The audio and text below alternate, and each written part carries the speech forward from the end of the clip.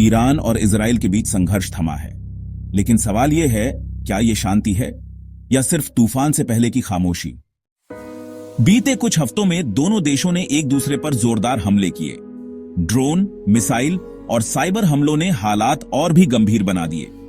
Iran का दावा है कि उसने हमलों का डटकर जवाब दिया, जबकि इजराइल ने कहा कि उसने ईरान की क्षमता को काफी हद तक कमजोर कर दिया।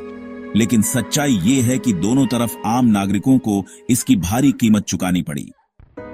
अब सवाल उठता है, कौन जीत रहा है? ईरान, जो अब फिर से अपने न्यूक्लियर प्रोग्राम को शुरू करने की धमकी दे रहा है, या इजराइल, जिसे अमेरिका और पश्चिमी देशों से मजबूत समर्थन मिला है? यह संघर्ष केवल मिसाइलों का नहीं है, यह रणनीति और समय की लड़ाई है।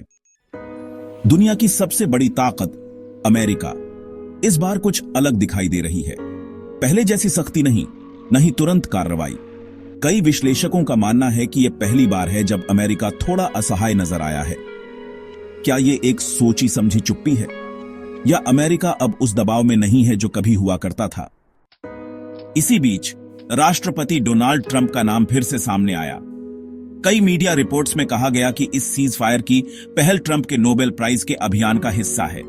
सवाल उठता है, क्या यह युद्ध विराम इंसानियत के लिए है या किसी की राजनीति के लिए? ईरान की न्यूक्लियर धमकियां जारी हैं। इजराइल हर हरकत पर नजर रख रहा है और अमेरिका अपने अगले कदम को छुपाकर चल रहा है। क्या ये सब मिलकर शांति बनाएंगे या हम एक और बड़ी जंग की तरफ बढ़ रहे हैं?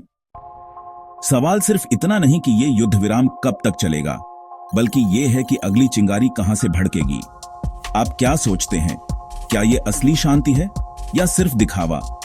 कमेंट करें और सब्सक्राइब करें, क्योंकि हर कहानी की एक और सच्चाई होती है, जिसे हम कहते हैं द वर्जन।